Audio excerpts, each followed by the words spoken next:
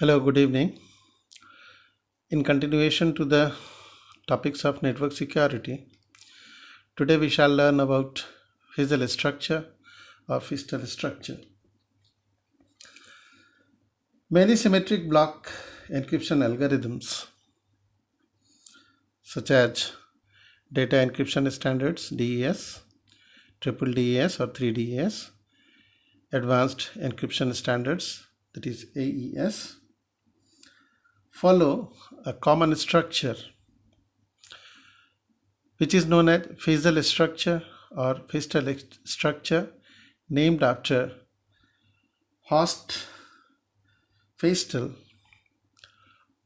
of IBM in 1973, who described it first of all. So this Feistel structure follows the symmetric encryption algorithm, that is the same key at the sender end for encryption and at the receiver end for decryption. It is based on block cipher design principle. Encryption is done in two modes. One is stream cipher, another one is block cipher. In stream cipher, conversion is bit by bit. That is, in stream cipher, one symbol of plain text is immediately converted into a symbol of ciphertext. This transformation depends only on the symbol, the key, and the control information of the encipherment, that is encryption algorithm. So, in stream cipher, conversion is bit by bit. Whereas in block cipher,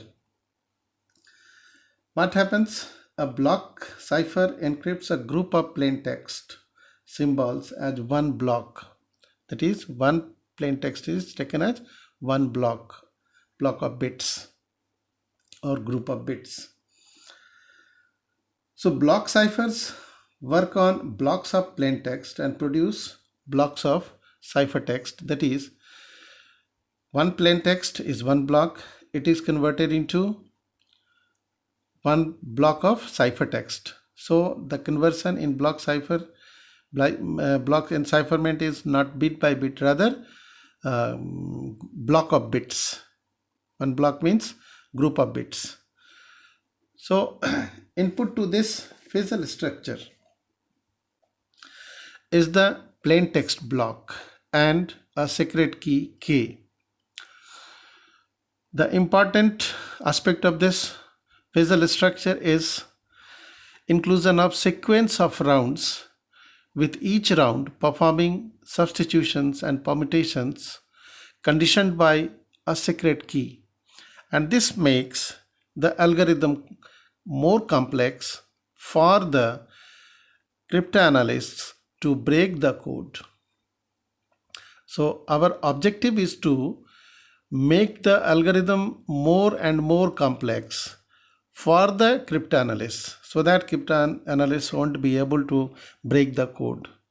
So in block cipher, conversion is done block by block. A block is a group of bits. A plain text block is considered to be one block. Block cipher design principle is mostly based on Feistel structure. So block cipher design principle is that the important aspects of this design principle is the block size. Larger is the block size, more difficult is to break the cipher code. Dividing plain text into two equal halves. This again makes difficult for the cryptanalyst to break the code. The key size, larger the key size, more difficult for the cryptanalyst to break the code. Use of round function.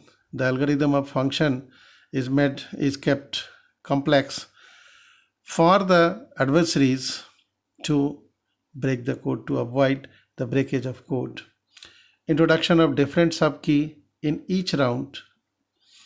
Number of rounds. The more number of rounds, more difficult is to break the code.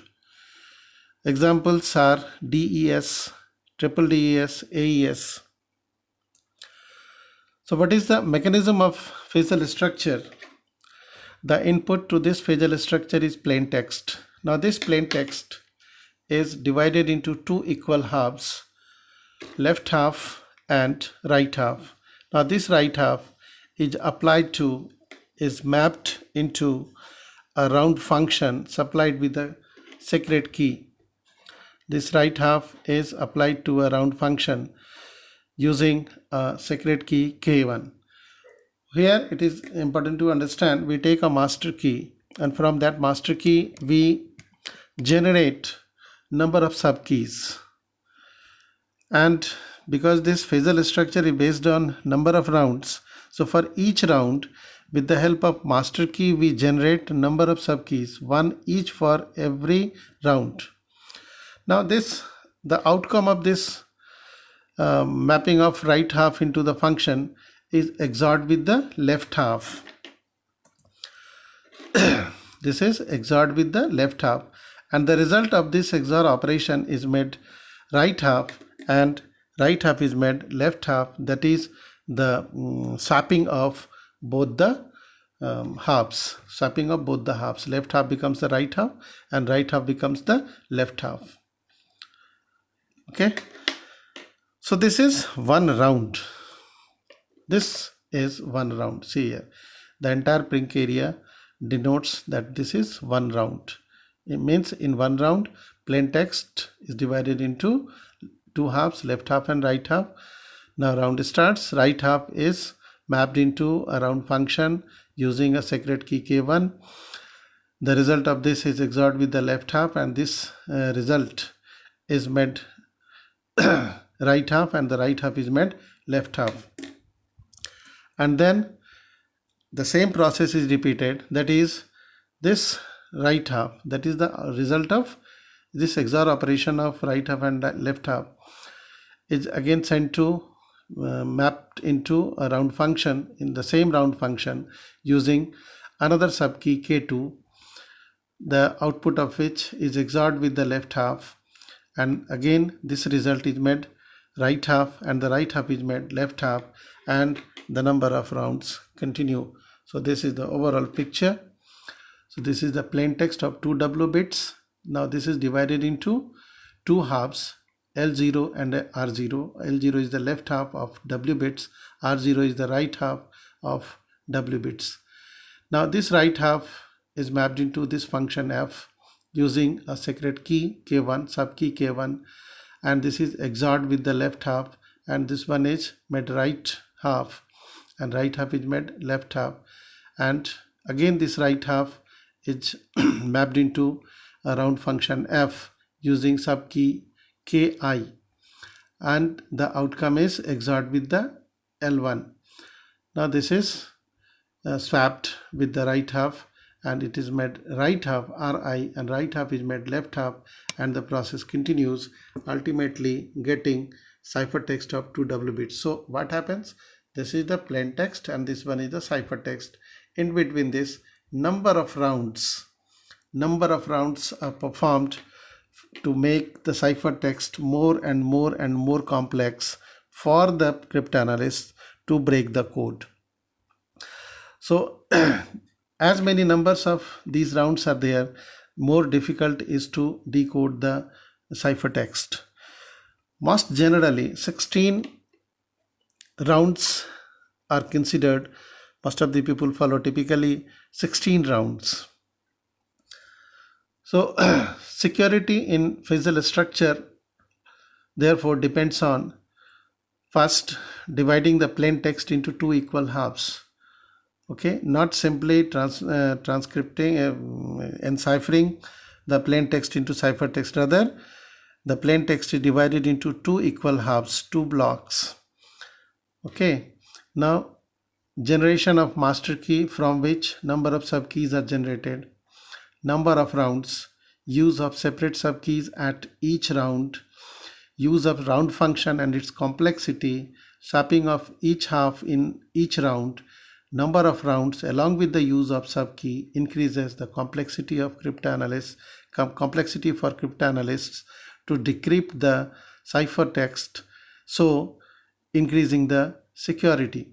So these are the factors, that is the division of plain text, the use of separate key, separate sub key for each round, number of rounds, okay, swapping of left half and right half for at every round. All these make difficult for the cryptanalysts to break the code ciphertext.